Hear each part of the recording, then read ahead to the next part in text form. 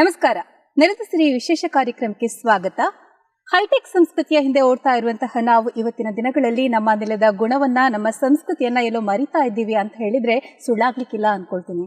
ಬಹುಶಃ ಇತ್ತೀಚಿನ ದಿನಗಳಲ್ಲಿ ನಾವು ನಮ್ಮ ನೆಲದ ಒಂದು ಸಂಸ್ಕೃತಿ ಇದೆ, ತುಳುನಾಡಿನ ಒಂದು ಸಂಸ್ಕೃತಿ ಸಂಪ್ರದಾಯಗಳನ್ನ ಮರಿತಾ ಇದ್ದೀವಿ. ಈ ಹಿನ್ನೆಲೆಯಲ್ಲಿ ಇವತ್ತು ನಾವು ಇಂಟರ್ವ್ಯೂ ಮಾಡುವಂತಹ ವಿಶೇಷ ವ್ಯಕ್ತಿತ್ವ ಸಾಧಕ ಯಾರು ಅಂತ ಹೇಳಿದ್ರೆ ಬನ್ನಂಜೆ ಬಾಬು ಅಮೀನ್. ಇವರ ಬಗ್ಗೆ ಹೇಳ್ಬೇಕಂತ ಹೇಳಿದ್ರೆ ಇವರು ತುಳು ಜಾನಪದ ಸಾಹಿತ್ಯ ಇರ್ಬೋದು, ಅಥವಾ ಈ ಮಣ್ಣಿನ ಸಂಸ್ಕೃತಿ ಹಿನ್ನೆಲೆ ಇರ್ಬೋದು, ಈ ಮಣ್ಣಿನ ಗುಣ ಇರ್ಬೋದು, ಈ ಮಣ್ಣಿನ ಜನರ ಉದ್ಯೋಗ ಇರ್ಬೋದು, ಸಂಸ್ಕೃತಿ ಪ್ರತಿಯೊಂದರ ಬಗ್ಗೆ ಕೂಡ ಅಧ್ಯಯನ ಮಾಡಿದ್ದಾರೆ. ಅಷ್ಟೇ ಅಲ್ಲ, ಅವರ ಅನುಭವಗಳನ್ನ ಕಟ್ಟಿಕೊಡುವಂತಹ ವಿಶೇಷ ಕೆಲಸವನ್ನ ಪುಸ್ತಕಗಳ ಮುಖಾಂತರ ಅಥವಾ ದಾಖಲೀಕರಣ ಮಾಡೋ ಮುಖಾಂತರ ಮಹತ್ತರವಾದ ಸಾಧನೆ ಮಾಡಿದ್ದಾರೆ ಅಂತಾನೆ ಹೇಳ್ಬೋದು. ಬನ್ನಂಜೆ ಬಾಬು ಅಮೀನ್ ಅವರು ತುಳು ಸಾಹಿತ್ಯ ಅಂತಾನೆ ಹೇಳ್ಬೋದು. ಅವರು ಇವತ್ತು ನಮ್ಮ ಕಾರ್ಯಕ್ರಮದಲ್ಲಿದ್ದಾರೆ, ಅವ್ರನ್ನ ಸ್ವಾಗತ ಮಾಡೋಣ. ಸರ್ ನಮಸ್ತೆ, ನಿಮಗೆ ಕಾರ್ಯಕ್ರಮಕ್ಕೆ ಸ್ವಾಗತ. ಬಹುಶಃ ತುಳು ಸಾಹಿತ್ಯ ಅಥವಾ ಜನಪದ ಸಾಹಿತ್ಯ ಇರ್ಬೋದು, ಇದ್ರಲ್ಲಿ ನಾವು ನೋಡ್ಬೇಕಂತ ಹೇಳಿದ್ರೆ ದೊಡ್ಡ ಮಟ್ಟದ ಒಬ್ರು ವಿದ್ವಾಂಸರು. ನೀವು ಮಾಡಿರುವಂತಹ ಸಾಧನೆ ಬಹುಶಃ ಸ್ತುತ್ಯಾರ್ಹ ಮುಂದಿನ ದಿನಗಳಲ್ಲಿ ಕೂಡ ಅಂತಾನೆ ಅನ್ಕೊಳ್ಬಹುದು ನಾವು. ಇವಾಗ ನಮ್ಮ ತುಳುನಾಡಿನ ಬಗ್ಗೆ ಮಾತಾಡ್ಬೇಕಂತ ಹೇಳಿದ್ರೆ ಇಲ್ಲಿನ ಮೂಲ ಜನಾಂಗ, ಇಲ್ಲಿನ ಮಣ್ಣಿನ ಗುಣದ ಬಗ್ಗೆ ಒಂದೆರಡು ಸಾಲುಗಳಲ್ಲಿ ಹೇಳ್ಬೋದಾ ನೀವು? ನೋಡಿ, ಮೂಲ ತುಳುವಿನ ವಿಚಾರ ಮಾತಾಡುವುದಿದ್ರೆ ನಾವು ಕರಾವಳಿ ಕರ್ನಾಟಕದ ದಕ್ಷಿಣದ ರಾಮೇಶ್ವರದಿಂದ ಉತ್ತರದ ಅಂಕೋಲದವರೆಗೆ, ಕಡಲ ತಟಿಯಿಂದ ಪಶ್ಚಿಮ ಘಟ್ಟದ ತಪ್ಪಲಿನವರೆಗೆ ವಿಶಾಲವೂ ವಿಸ್ತಾರವಾದಂತಹ ತುಳುನಾಡು ಒಂದು ಕಾಲದಲ್ಲಿತ್ತು. ಈಗೆಲ್ಲ ಅಲ್ಲಿಗೆ ಕುಬ್ಜಗೊಂಡಿದೆ. ಅಲ್ಲಿ ಕಾಸರಗೋಡಿನಿಂದ ಮಂಗಳೂರಿನವರೆಗೆ ಅದು ಮಲಯಾಳಿ ಪ್ರದೇಶ ಆಗಿದೆ. ಇಲ್ಲಿ ಅಂಕೋಲ ಬಿಟ್ಟು ಕುಂದಾಪುರದವರೆಗೂ, ಕಲ್ಯಾಣಪುರದವರೆಗೂ ಅಲ್ಲಿ ಬೇರೆ ಜನಾಂಗದವರ ಒಂದು ಕೈ ಹಿಡಿಯಲ್ಲಿ ಉಂಟು. ತುಳು ಸಣ್ಣದಾಗ್ತಾ ಉಂಟು. ಆದ್ರೆ ತುಳು ಸಂಸ್ಕೃತಿ ಉದ್ದಗಲಕ್ಕೆ ಎಲ್ಲಿ ನೋಡಿದ್ರು ತುಳುವ ಸಂಸ್ಕೃತಿ ಉಂಟು, ತುಳುವ ಭಾಷೆ ಇರ್ಲಿಕ್ಕಿಲ್ಲ. ಇಲ್ಲಿ ಅವರು ಮೂಲ ನಿವಾಸಿಗಳು ಮುಂಡಾಲರು, ಕೊರಗರು, ಬಾಕುಡರು, ಪರವರು, ಪಂಬದರು, ಬಿಲ್ಲವರು, ಬಂಟರು, ಮೊಗವೀರರು, ಸೇರಿಗಾರರು, ಇನ್ನು ಹೀಗೆ ಬೇರೆ ಬೇರೆ ಮೂಲ್ಯರು, ಇವರೆಲ್ಲ ತುಳುವ ಸಂಸ್ಕೃತಿಯಲ್ಲಿರುವವರು. ನಾವು ಜನಿವಾರೇತರ ಜನಾಂಗಗಳು. ನಾವು ತಾಯಿ ಮೂಲದ ಮಾತೃ ಪ್ರಧಾನ ಸಂಸ್ಕೃತಿಯಿಂದ ಬಂದವರು. ನಮ್ಮ ಒಂದು ಬದುಕಿನ ರೀತಿಯೇ ಬೇರೆ.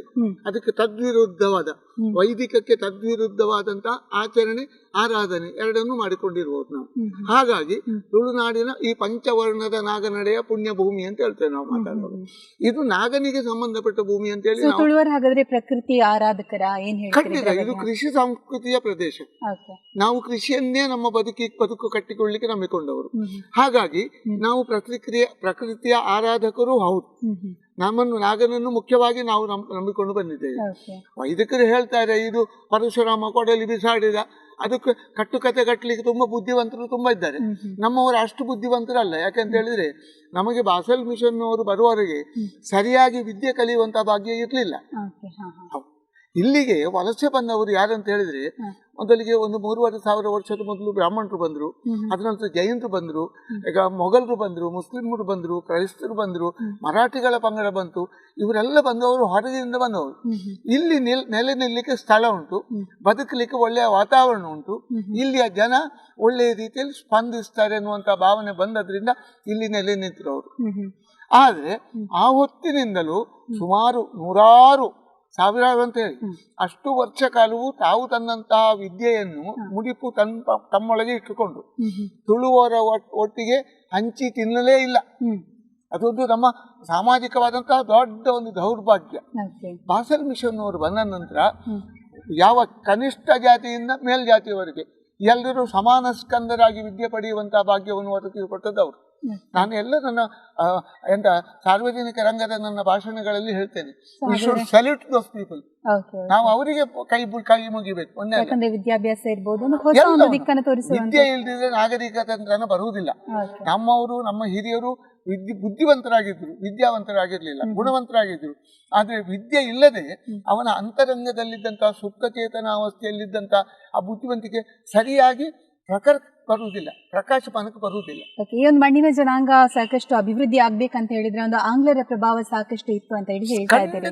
ಆದ್ರೆ ಇತ್ತೀಚಿನ ದಿನಗಳಲ್ಲಿ ಅದೇ ಆಂಗ್ಲೀಯ ಅಥವಾ ಅವ್ರದ್ದು ಇನ್ಫ್ಲೂಯೆನ್ಸ್ ಅನ್ನುವಂಥದ್ದು, ಈಗ ಪಾಶ್ಚಾತ್ಯ ಇನ್ಫ್ಲೂಯೆನ್ಸ್ ಅನ್ನುವಂಥದ್ದು ಇವಾಗ ತುಳುವಿನ ಒಂದು ಸಂಸ್ಕೃತಿಯನ್ನೇ ಮರೆಯುವಂತ ಒಂದು ಹಂತಕ್ಕೆ ನಾವು ಬಂದ್ಬಿಟ್ಟಿದೀವಿ. ಈ ಸಂದರ್ಭ ಸಂಶೋಧನೆಗಳ ಅಗತ್ಯ ಎಷ್ಟಿದೆ? ತುಳು ಸಾಹಿತ್ಯದ ಒಂದು ಅಪವಾದ ಅಲ್ಲ.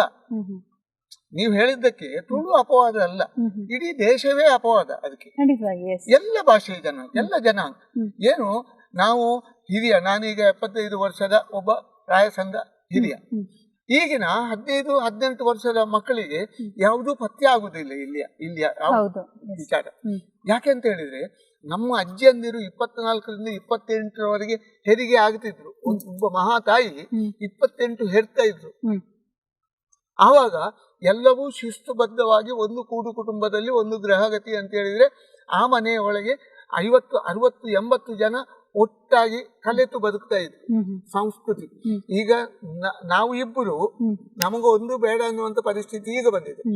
ಒಂದು ಮಗು 14-16 ವರ್ಷದಲ್ಲಿ ಒಂದು ಮಗುವನ್ನು ಏನಾದ್ರೂ ಬುದ್ಧಿ ಹೇಳಲಿಕ್ಕೆ ಹೋದ್ರೆ ಮರುದಿವಸ ಅದು ಫ್ಯಾನಿಗೆ ಹಗ್ಗ ತೆಗೆದುಕೊಳ್ತದೆ. ತಂದೆ ತಾಯಿ ಬುದ್ಧಿ ಹೇಳಿದ್ರೆ ತಂದೆ ಅಲ್ಲಿವರೆಗೂ ಬಂದು ತಂದೆ ತಾಯಿಗಳ ಮನೋಸ್ಥಿತಿ ಮಗುವನ್ನು ಒಂದು ಕಹಬಂದಿಯಲ್ಲಿ ಇಟ್ಟುಕೊಳ್ಳಿಕ್ಕೆ ಸಾಧ್ಯ ಆಗದ ಪರಿಸ್ಥಿತಿ ಉಂಟು. ಯಾಕೆ? ನಾವೇ ಕಾರಣ. ಯಾಕಂದ್ರೆ ಒಂದೇ ಮಗು, ಎರಡಿಲ್ಲ. ಒಂದೇ ಮಗು ಹೊಳೆಯಲ್ಲಿ ಬಿದ್ದು ಸತ್ತೋಯ್ತು ಅಂತ ಹೇಳ್ತಾರೆ. ಎರಡನೇ ಮಗು ಹೇಗೆ? ಅದು ಗೊಂಬೆ ಮಾಡಿ ತರುವುದಲ್ಲ, ಆ ತಾಯಿ ಹೆರಬೇಕು. ಅದಕ್ಕೆ ಯಾವಾಗ ಅವರಿಗೆ ನಾವು ತಯಾರಿಲ್ವೋ ನಾವು ನಾಶ ಆದ ಹಾಗೆ, ಸರ್ವನಾಶದ ವಿನಾಶದ ಹೊಸ್ತಿಲಲ್ಲಿದ್ದೇವೆ ನಾವು. ಈಗ ನಾವು ಹೇಳ್ಬೇಕಂತ ಹೇಳಿದ್ರೆ ಈಗ ತುಳು ಸಂಸ್ಕೃತಿಯನ್ನ ಮರಿತಾ ಇದ್ದಾರೆ ಇವಾಗಿನ ಜನತೆ ಅಂತಾನೆ ಹೇಳ್ಬೋದು. ನೀವು ಹೇಳಿದಾಗ ದೇಶದಾದ್ಯಂತ ಕೂಡ ಇದೊಂದು ಅಪವಾದ ಅಂತಾನೆ ಹೇಳ್ಬೋದು ನಾವು.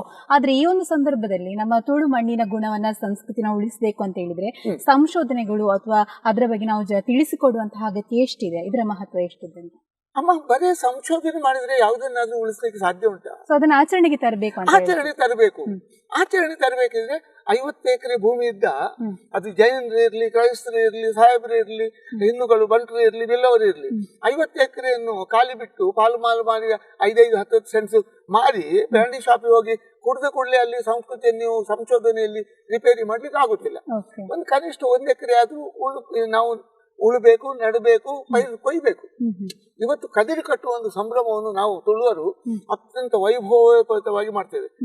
ಏನು ಸ್ನಾನ ಮಾಡುವುದೇನು, ಸಗಣಿ ಸಾರಿಸುವುದೇನು, ಕಚ್ಚೆ ಹಾಕುವುದೇನು, ತಲೆ ಹತ್ರ ಕಟ್ಟುವುದೇನು, ಕೊರಳು ಹೊದ್ದಿ ಬರುವಾಗ ಮಹಾತಾಯಿ ಸರ್ವೈಶ್ವರ್ಯಾದಂತಹ ಧಾನ್ಯಲಕ್ಷ್ಮಿ, ಧನಲಕ್ಷ್ಮಿ, ಒಳಗವ ಅಮ್ಮ, ಮನೆಯೊಳಗೆ ಅನ್ನ ಭಾಗ್ಯ ಒದಗಿಸಿಕೊಡುವಂತೆಲ್ಲ ನಾವು ಪ್ರಾರ್ಥನೆ ಮಾಡಿಕೊಳ್ತೇವೆ.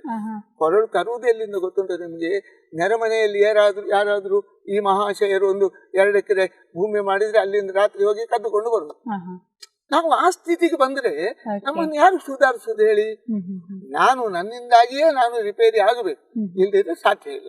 ನಿಮ್ಗೊಂದೇ ಉತ್ತರ ಅಂದ್ರೆ ಕೃಷಿಕ ಸಂಸ್ಕೃತಿಯಲ್ಲಿ, ಕೂಡು ಕುಟುಂಬದ ದೊಡ್ಡ ಸಂಸ್ಕೃತಿಯಲ್ಲಿ ಬಂದವರು ಇವತ್ತು ಹಬ್ಬವನ್ನು ಮಾತ್ರ ಆಚರಣೆ ಮಾಡ್ತೇವೆ.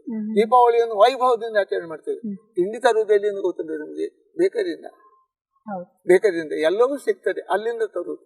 ನಾವು ಮನೆಯಲ್ಲಿ ಒಂದು 2 ಸೇರು ಅಕ್ಕಿ ಹಾಕಿ ಅನ್ನ ಕಡೆಯುವ ಕಲ್ಲಿನಲ್ಲಿ ಕಡಿದು ದೋಸೆ ಅಥವಾ ಇಡ್ಲಿ ಅಥವಾ ಉಡಾರಿಗೆ ಅಂತ ಹೇಳ್ತೇವೆ, ಮೂಡೆ ಅಂತ ಹೇಳ್ತೇವೆ, ಇಡ್ಲಿ ಅಂತ ಹೇಳ್ತೇವೆ, ಬೇರೆ ಬೇರೆ ತಿಂಡಿಗಳು. ಅದು ಎಷ್ಟು ಒಂದು ಆ ಕಾಲ ಇತ್ತಲ್ವ, ಅದು ಬಹಳ ಅಪ್ಯಾಯಮಾನ, ವರ್ಣನಾತೀತ. ಖಂಡಿತವಾಗಿ.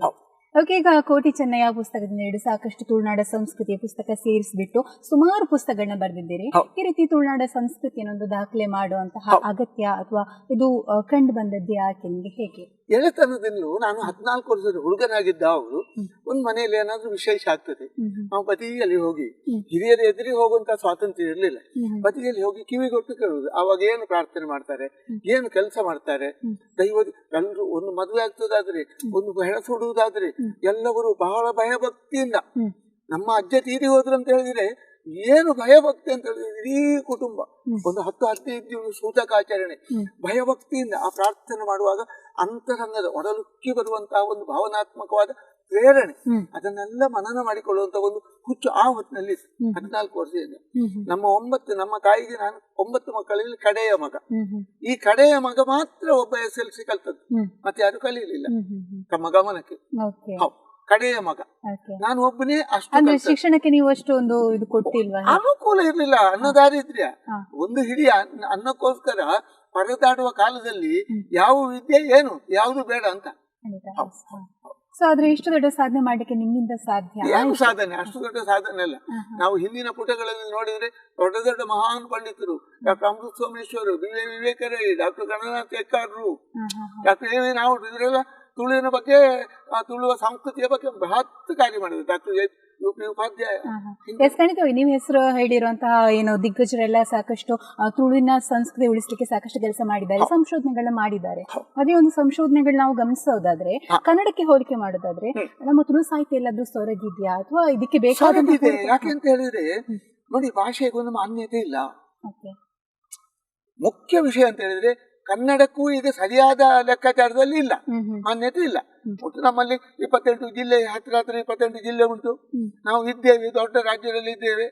ನಾವು ಬಡದಾಡಿಕೊಳ್ಳಿಕ್ಕೆ ಮಾತ್ರ. ಭಾಷೆಗೆ ಮಾನ್ಯತೆ ಬಂದ್ರೆ ಬೇಕಷ್ಟು ಅನುದಾನ ಸಿಗ್ತದೆ, ಸಂಶೋಧನೆ ಮಾಡ್ಲಿಕ್ಕೆ ಆಗ್ತದೆ.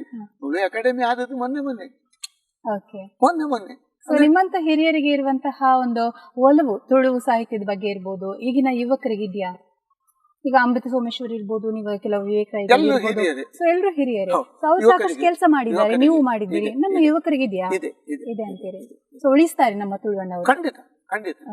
ಈಗ ಅದು ಕೂಡ ಹೆಚ್ಚಿನ ಒಂದು ಒಲವು ಬಂದಿದೆ. ಯಾಕಂತ ಹೇಳಿದ್ರೆ ಕರ್ನಾಟಕ ತುಳು ಸಾಹಿತ್ಯ ಅಕಾಡೆಮಿ ಇವತ್ತು ತುಳುವಿನಲ್ಲಿ ಸ್ಕ್ರಿಪ್ಟ್ ಕನ್ನಡ, ಆದ್ರೆ ತುಳುವಿನಲ್ಲಿ SLC ವರೆಗೆ ಓದಬಹುದು, ಡಾಕ್ಟರೇಟ್ ಮಾಡಬಹುದು, ಮುಂದಿನ ಮೇರು ವಿದ್ಯಾಭ್ಯಾಸವನ್ನು ಪೋಸ್ಟ್ ಗ್ರಾಜುಯೇಷನ್ ಮಾಡಬಹುದು ಅನ್ನುವಂತ ರೀತಿಯಲ್ಲಿ ಅವರಿಗೆಲ್ಲ ಧರ್ಮಾರ್ಥ ಎಲ್ಲ ಒದಗಿಸಿದ್ರು.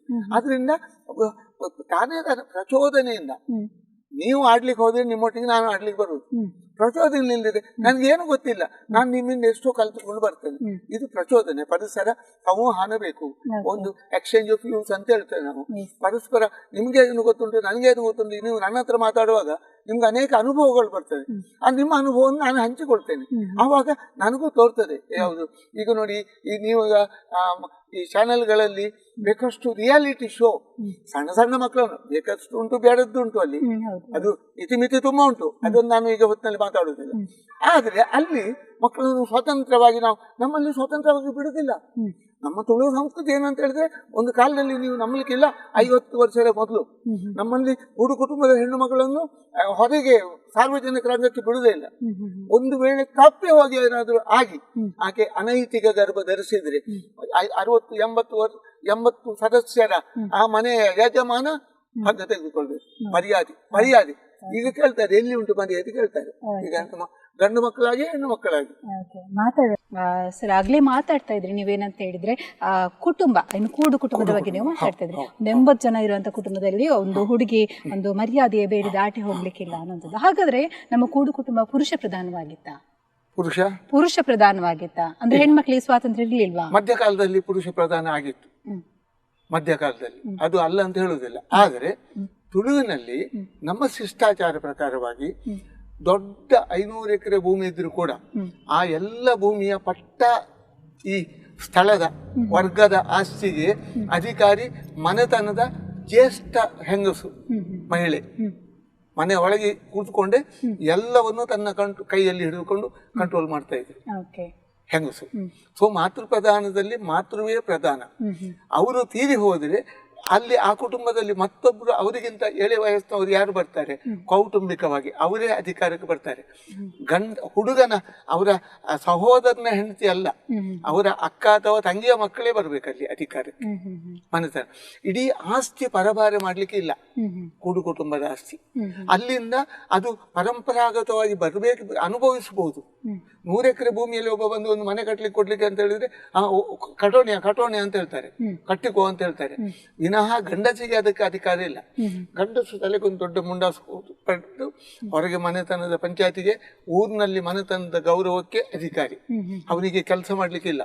ಮನೆತನದ ಹಿರಿಯ ಜ್ಯೇಷ್ಠನಿಗೆ, ಯಜಮಾನನಿಗೆ, ಅವನಿಗೆ ಬೇರೆ ಹೊರಗಿನ ಪ್ರಪಂಚ ಮಾತ್ರ.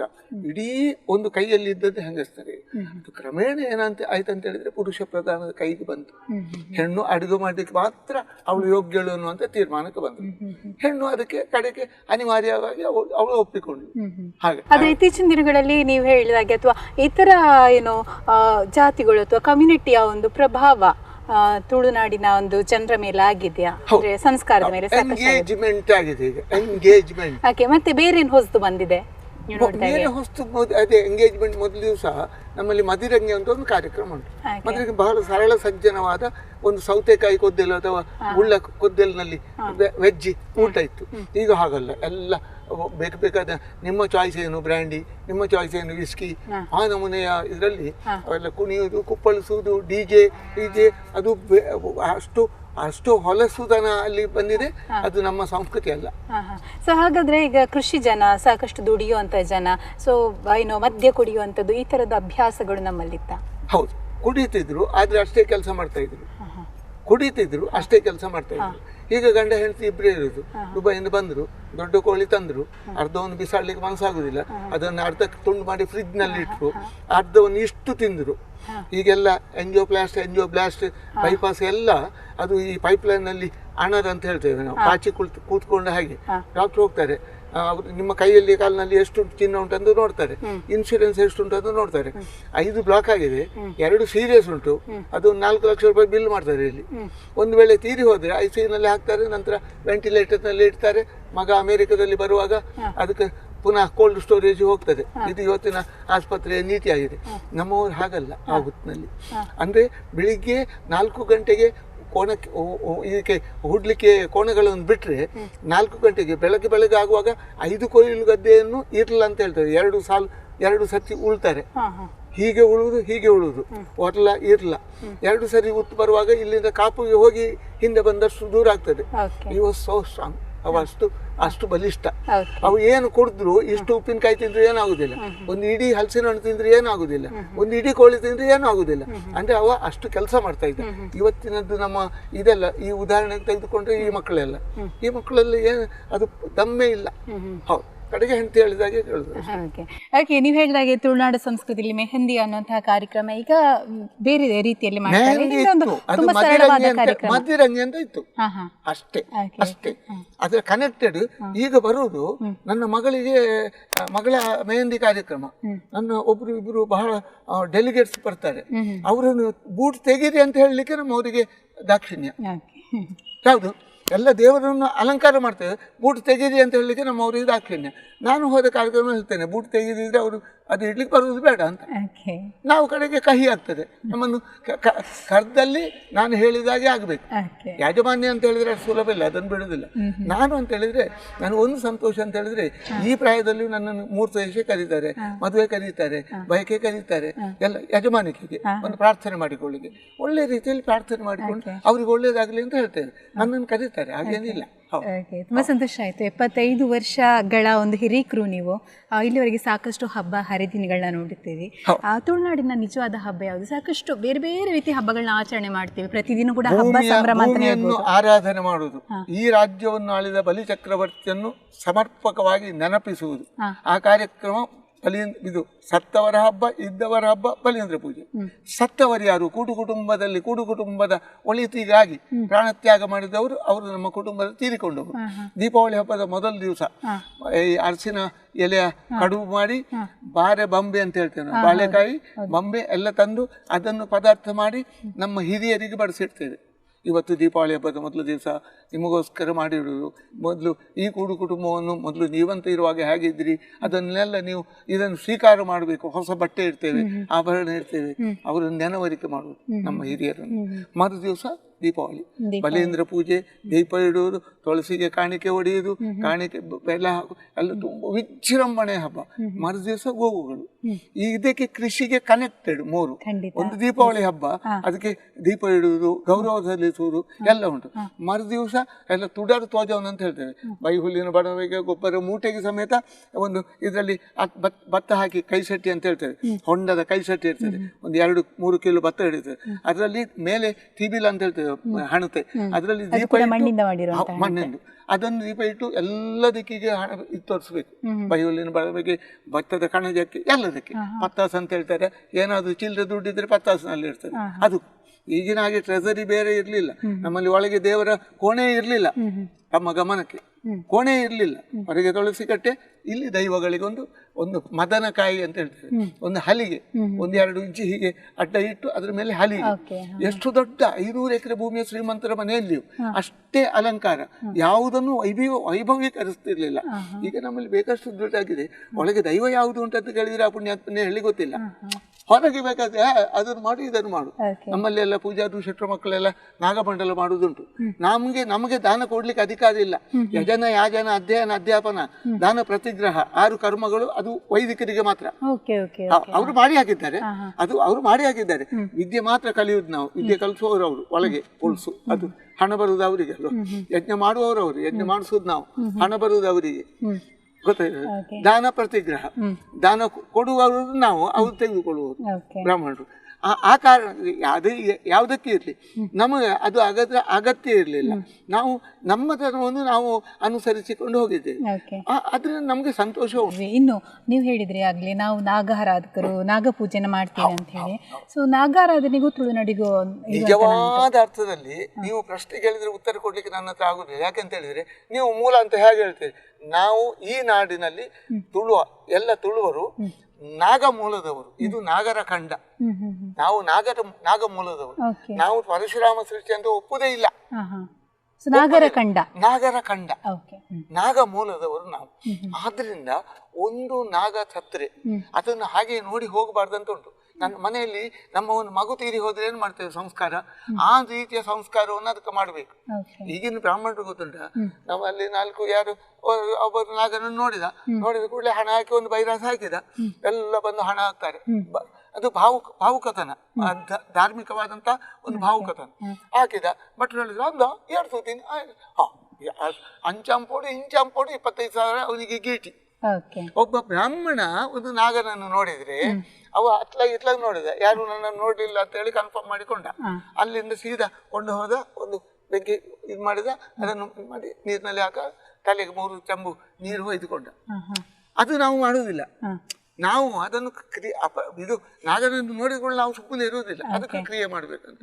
ಮೂಲದಲ್ಲಿ ಈ ನಾಡಿನಲ್ಲಿ ನಾವೆಲ್ಲ ನಾಗಪೂಜೆಯನ್ನು ನಾಗನನ್ನು ಮುಟ್ಟಿ ಪೂಜೆ ಮಾಡ್ತಾ ಇದ್ದವರು. ಇವರು ಬಂದ ಕೂಡಲೇ ನಮ್ಮ ಬೆರಳಿನಲ್ಲಿ 5 ಬೆರಳಿನಲ್ಲಿ 6 ಉಂಗುರ ನೋಡಿದ ಕೂಡಲೇ ಅವ್ರಿಗೆ ಜೀವಾದರು, ಯಾರು ಬ್ರಾಹ್ಮಣರು. ಹೌದು, ಯಾಕೆ ಅಂತ ಹೇಳಿದ್ರೆ ನಮ್ಮವರು ಅಷ್ಟೇ. ಭಟ್ರೆ ಒಂದು ಎಕರೆ ಭೂಮಿ ನಿಮಗೆ ಬಿಟ್ಟು ಕೊಡ್ತೇನೆ, ಒಂದು 50 ತೆಂಗಿನ ಮರ ಉಂಟು, ನಾಗನ ಪೂಜೆ ಒಂದು ಈರೆ ಮಲ್ತೊಂಡು ಪೋಲೆ ಅನ್ಕಂಡು ಮತ್ತೆ ಆ ಪೂಜೆ. ಯಾಕಂದ್ರೆ ಇವರು ಹೋದ್ರು, ಹುಬ್ಳಿಗೆ ಹೋದ್ರು, ಬೊಂಬೈ ಹೋದ್ರು, ದೊಡ್ಡ ದರ್ಬಾರ್ನಲ್ಲಿ ಹೋಟೆಲ್ ನಡೆಸಿ ಶುರು ಮಾಡಿದ್ರು. ಯಾರು ಬಂಟರು, ಬಿಲ್ಲವರು, ಒಡವೆಗಳೆಲ್ಲ ಅವರು ಗಟ್ಟಿ ಹಿಡಿದ್ರು, ಇದನ್ನೆಲ್ಲ ಗಟ್ಟಿ ಹಿಡಿದ್ರು. ನಾಗಮಂಡಲ ನಮ್ಮಲ್ಲಿ ಅಮೀನು ಮೂಲದವ, ಕೋಟ್ಯಾನು ಮೂಲದ ನಾಗನ ಗಂಧ ಕೂಡ ಹಾಕ್ಲಿಕ್ಕೆ ಇರ್ಲಿಲ್ಲ ಅಂತ ಕಠೋರ. ನಾವು ತಂದಿರುವಾಗ ಈಗ ಎಂತದ್ದು 1:2 ಕಿಲೋ ಅರಿಶಿನ ತಂದಾಕಿ ಹಾಕಿದ್ರು. ಅದು ಕೆಮಿಕಲ್ ಮಿಕ್ಸ್ ಇರ್ಲಿ ಏನಿರ್ಲಿ, ಅದು ಹಾಕಿದ ಕೂಡಲೇ ಅಲ್ಲಿ ತೂತಾಗ್ತದೆ ಹಣೆ. ಅದು ಹಾಕಿದ್ರು ಎಲ್ರು ಹೀಗಂತ ಹೇಳುದು. ಕಡಿಮೆ ಆಗ್ತದ, ನಾನು ಬರೆದು ಕೊಡ್ತೇನೆ. ನಮ್ಮಲ್ಲಿ ಏನಂತ ಹೇಳಿದ್ರೆ ಒಂದು ನಾಗಮೂಲ. ಯಾಕಂತ ಹೇಳಿದ್ರೆ ನಿಮ್ಮ ನಾಗಮೂಲ ಆದರೆ ನೀವೇ ಕುಟುಂಬದವರು ಅದನ್ನು ಭರಿಸಬೇಕಾ ಖರ್ಚು. ಮೊದಲು ಒಂದು ಧಕ್ಕೆದ ಬಲಿ ಅಂತ ಜಮರು ಸೇವೆ ಮಾತ್ರ ಇದ್ದದ್ದು. ನಾಗನಿಗೆ ತನು ತಂಬಿಲ್ಲ ಅಂತೇಳಿ ಹಾರ ಎರೆದ ಕೂಡಲೇ ಅದು ತುಂಬ ಸಂತೋಷ ಆಗ್ತದೆ. ಪಂಚವರ್ಣದ ನಾಗನಡೆಯ ಪುಣ್ಯ ಭೂಮಿಯಲ್ಲಿ ಈ ಭೂಮಿಯ ಇದೆ ಯಾವುದು, ಮಣ್ಣೇ ನಾಗನಿಗೆ ಆಹಾರ ಅಲ್ಲಿ ಅಷ್ಟೇ. ನಾಗನಿಗೆ ಬೇರೆ ಏನು ಬೇಡ. ಈಗ ಹಾಗಲ್ಲ. ದೊಡ್ಡ ಎಲ್ಲ ಮರಗಳನ್ನು ಕಡಿದ್ರು, ದೊಡ್ಡ ಗ್ರಾನೈಟ್ನ ನಾಗಮೂಲ ಕಟ್ಟಿಸಿದ್ರು. ನಾಗನಿಗೆ ಇಷ್ಟು ಎತ್ತರಕ್ಕೆ ಬರ್ಲಿಕ್ಕೆ ಆಗ್ತದ ನೀವು ಹೇಳಿ? ಇಷ್ಟು ಎತ್ತರಕ್ಕೆ ಗ್ರಾನೈಟ್ ಅದಕ್ಕೆ ದರ್ಶನಾವೇಶದ ಪಾತ್ರೆಗಳಿದ್ದಾರೆ ಬೇಕಷ್ಟು. ಇದು ಏನಂತೇಳಿ ಸಂಪೂರ್ಣ ಪರಿಸರ ನಾಶ ಆಯಿತು, ಸಂಸ್ಕೃತಿ ನಾಶ ಆಯಿತು. ನಾಗ ಅಂತ ಹೇಳಿದ್ರೆ 50 ರಿಂದ 75 ಲಕ್ಷ ರೂಪಾಯಿ ಖರ್ಚು ಮಾಡ್ತಾರೆ. ಭಟ್ರು ಹೇಳಿದಷ್ಟು ಕೊಡ್ತಾರೆ. ಇದು ಭಟ್ರ ಶಾಪ ಬರ್ತದೆ ಅಂತ ನಾವು ನಾಶ ಆಗ್ತಾ ಇದ್ದೇವೆ. ಸಾರ್ವಜನಿಕ ಅದು ಆಡ್ತಾ ಇರುವುದು. ಇಲ್ಲಿ ಕಕ್ಕುಂಜೆಯಲ್ಲಿ ಒಬ್ರು ಇದ್ದಾರೆ, ನಾಗಾನಂದ ಅಂತ. ಅವರ ಪೂರ್ವ ಚರಿತ್ರೆ ಕೇಳಿದ್ರೆ ಬೇಡ, ಸ್ನಾನ ಮಾಡಿಕೊಂಡು ಬರಬೇಕು. ಈಗ ಅವರು ಹೇಳಿದ್ದೆ ಎಲ್ಲ. ಸೊ ಮಣ್ಣಿನ ಹುಂಚ ಇರ್ಬೋದು ಅಥವಾ ಇದನ್ನ ನಾವು ಪೂಜೆ ಮಾಡ್ತೇವೆ. ಪ್ರಕೃತಿಯು ಅಷ್ಟೇ. ನಾವು ನೋಡಿ, ನಮ್ಮ ಮನೆಯಲ್ಲಿ ಮೊದಲು ನಾನು ಒಬ್ಬರನ್ನ ಹೋಗಿ ಹೇಳಿದೆ, ಮಗ ಒಂದು ನಿಶ್ಚಿತಾರ್ಥ ಉಂಟು, ಎಲ್ಲ ಕೋಳಿ ಪದಾರ್ಥ ಎಲ್ಲ ಇರ್ತದೆ. ಅವಳು ನಮ್ಮ ನಾಗನಿಗೆ ಕಲ್ಲು ಹಾಕಿದೆ. ಎಂತ ಕಲ್ಲು ಹಾಕುದು? ಕಲ್ಲು ಹಾಕಲಿಕ್ಕೆ ನಮ್ಮಲ್ಲಿ ಮೊದಲು ಕಲ್ಲು ಹಾಕುವ ಕ್ರಮ ಇರಲಿಲ್ಲ. ನಾಗ ಇದ್ದದ್ದೇ 3 ಫರ್ಲಾಂಗ್ ದೂರ ಮನೆಯಿಂದ. ಯಾವ ಮನೆಯಲ್ಲಿ ಹೆಣ್ಣಾಗಲಿ ಗಂಡಾಗಲಿ ಅವರು ಅಸ್ಪೃಶ್ಯರಾಗಿ ಇರ್ತಿರ್ಲಿಲ್ಲ. ಸುಮಾರು ವಿಚಾರಗಳ ಬಗ್ಗೆ ಮಾತಾಡಿದ್ವಿ. ತುಳುನಾಡ ಸಂಸ್ಕೃತಿ ಎಷ್ಟೊಂದು ಶ್ರೀಮಂತವಾಗಿತ್ತು, ಯಾವ ರೀತಿ ಆಚರಣೆ ಎಲ್ಲ ಇತ್ತು, ಸಂಸ್ಕಾರಗಳಿತ್ತು ನಮ್ಮಲ್ಲಿ, ಅಥವಾ ದೈವಾರಾಧನೆ, ನಾಗಾರಾಧನೆ, ಸುಮಾರು ವಿಚಾರಗಳ ಬಗ್ಗೆ ತಿಳ್ಕೊಂಡ್ವಿ. ತುಂಬ ಧನ್ಯವಾದ. ಇಷ್ಟೊತ್ತು ನಿಮ್ಮ ಸಮಯ ಕೊಟ್ಟು ಒಂದಷ್ಟು ಮಾಹಿತಿನ ನಮಗೆ ನೀವು ಹಂಚ್ಕೊಂಡ್ರಿ. ತುಂಬಾ ಧನ್ಯವಾದ. ಹಾಗೇನಿಲ್ಲ, ದೂರದಿಂದ ಬಂದಿದ್ದೀರಿ, ನಮ್ಮ ಹತ್ರ ಏನಾದರೂ ಸಿಗ್ತದೆ ಅಂತೇಳಿ ಬರುದು. ನೀವು ನಿಮ್ಮೊಟ್ಟಿಗೆ ಪಾಲು ಮಾಡಿಕೊಳ್ಳಿಕ್ಕೆ ನಮ್ಗೆ ತುಂಬ ಸಂತೋಷ ಆಗ್ತದೆ. ಆಗಲಿ, ನಿಮ್ಮಂತಹ ಎಳೆಯರಿಗೆ ಈ ರೀತಿಯಲ್ಲಿ ಒಂದು ಪ್ರಜ್ಞಾಪೂರ್ವಕವಾದಂಥ ಒಂದು ಆಶೆ ಈ ಸಂಸ್ಕೃತಿಯನ್ನು ಉಳಿಸಬೇಕು ಅಂತೇಳಿ ಇವತ್ತು ಉಂಟು. ನಾವು ಈ ಹೈಯರ್ ಎಲಿಮೆಂಟ್ರಿಯಿಂದ ಹೈಸ್ಕೂಲ್ ಅಥವಾ ಕಾಲೇಜ್ ಲೆವೆಲ್ನವರೆಗೆ ನಾನು ತುಂಬ ಲೆಕ್ಚರ್ಸ್ಗೆಲ್ಲ ಹೋಗ್ತೇನೆ, ತುಂಬ ಲೆಕ್ಚರ್ಸ್ವರೆಗೂ. ಮೊನ್ನೆ ಕ್ರೈಸ್ಟ್ ಕಿಂಗ್ ಕಾಲೇಜ್ ಅಂತೇಳಿ ಕಾರ್ಕಳದಲ್ಲಿ ನನ್ನನ್ನು ಕರೆದ್ರು. 1,500 ಜನ. ಎಷ್ಟು ಶ್ರದ್ಧಾಭಕ್ತಿಯಿಂದ ನಮ್ಮ ಭಾಷಣವನ್ನು ಅಂದರೆ ಸಾಂಪ್ರದಾಯಿಕ ಆಚರಣೆ ಅವರ ವಿಚಾರ ಎಷ್ಟು ಸಂತೋಷದಿಂದ ಕೇಳ್ತಾರೆ ಅಂತ ಹೇಳಿದರೆ ಆಸಕ್ತಿ ಉಂಟು. ನಮ್ಮ ಹಿರಿಯರಿಗೆ ಒಂದು ದೌರ್ಭಾಗ್ಯ ಅಂತ ಹೇಳಿದರೆ ಮತ್ತೊಂದು ತಲೆಮಾರಿಗೆ ಟ್ರಾನ್ಸ್ಫಾರ್ಮೇಷನ್ ಆಫ್ ಕಲ್ಚರಲ್ ಆಕ್ಟಿವಿಟೀಸ್ ಅದು ಗೊತ್ತಿಲ್ಲ, ಅವ್ರಿಗೆ ಹೇಳಲಿಕ್ಕೂ ಗೊತ್ತಿಲ್ಲ. ನಾವು ಹೋದಲ್ಲಿ ನಮಗೆ ನಿರಂತರ ಕಾರ್ಯಕ್ರಮ ಇರ್ತದೆ. ಅದು ಆಟಿ ಇರಲಿ, ಸೋಣ ಇರಲಿ, ಬೇರೆ ಬೇರೆ ಸಂದರ್ಭದಲ್ಲಿ ದೈವಾರಾಧನೆ ಬಗ್ಗೆ, ಕೋಟಿ ಜನರ ಗರುಡಿಗಳ ಬಗ್ಗೆ ಬೇಕಷ್ಟು ಸಭೆಗೆ ಹೋಗ್ತೇನೆ ನಾನು. ಬಹಳ ಆಸ್ಥೆಯಿಂದ ಕೇಳ್ತಾರೆ, ನಮಗೆ ತುಂಬ ಮರ್ಯಾದೆ ಉಂಟು. ಹಾಗೇನಿಲ್ಲ, ನಾವು ಬೈಲಿಕ್ಕೆ ಹೊರಟವರು ಅಂತ ಹೇಳಿಲ್ಲ. ತಪ್ಪು ಯಾರು ಮಾಡ್ತಾರೆ ಅವರಿಗೆ ಬೈತೇವೆ. ಅದು ಕಠೋರವಾದಂಥ ಭಾಷೆ. ನೀವೆಲ್ಲ ತಪ್ಪು ಮಾಡ್ತಾ ಇದ್ದೀರಿ, ಅನ್ಯಾಯ ಮಾಡ್ತಾ ಇದ್ದೀರಿ, ಇಡೀ ಸಮಾಜವನ್ನು ಒಂದು ಅಧೋಮುಖಿ ರೀತಿಯಲ್ಲಿ ಕೊಂಡೋಗ್ತಾ ಇದ್ದೀರಿ. ಆವಾಗ ತಪ್ಪು ಅಂತೇಳಿ ಹೇಳಲಿಕ್ಕೆ ನಮಗೆ ಅಧಿಕಾರ ಉಂಟು. ಖಂಡಿತವಾಗಿ ಹೌದು. ನಮ್ಮನ್ನು ರ್ಯಾಂಡಮ್ ಆಗಿ ತೆಗೆದುಕೊಳ್ಬೇಡಿ, ನಮಗೂ ಗೊತ್ತುಂಟು. ಬನ್ನಿ ಚರ್ಚೆಗೆ, ನಾವು ಕೂತ್ಕೊಳ್ತೀವಿ. Thank you so much. ಧನ್ಯವಾದ. ತುಳುನಾಡ ಸಂಸ್ಕೃತಿಯ ಸಾಕಷ್ಟು ವಿಚಾರಗಳನ್ನ ಇವತ್ತು ನಾವು ಬನ್ನಂಜೆ ಬಾಬು ಅಮೀನ್ ಅವರಿಂದ ಒಂದಷ್ಟು ಎರವಲು ಪಡ್ಕೊಂಡ್ವಿ ಅಂತ ಹೇಳಲಿಕ್ಕೆ ಸಾಕಷ್ಟು ಹೆಮ್ಮೆ ಆಗ್ತಾ ಇದೆ ನನಗೆ. ಇನ್ನೂ ತುಳುನಾಡ ಸಂಸ್ಕೃತಿ ನಾವು ಉಳಿಸಬೇಕು, ಬೆಳೆಸಬೇಕು, ಇದನ್ನು ಇನ್ನಷ್ಟು ಪ್ರೀತಿಸಬೇಕು ಅನ್ನೋಂಥದ್ದೇ ನನ್ನ ಆಶಯ ಕೂಡ. ಇವತ್ತಿನ ಕಾರ್ಯಕ್ರಮ ನಿಮಗೆ ಇಷ್ಟ ಆಗಿರ್ಬೋದು ಅಂದ್ಕೊಳ್ತೀನಿ. ಹಾಗೆಯೇ ಮುಂದಿನ ಸಂಚಿಕೆಯಲ್ಲಿ ಮತ್ತೊಬ್ಬ ಸಾಧಕನ ಜೊತೆ ಬರ್ತೀನಿ ಅಂತ ಹೇಳ್ತಾ ನಮಸ್ಕಾರ.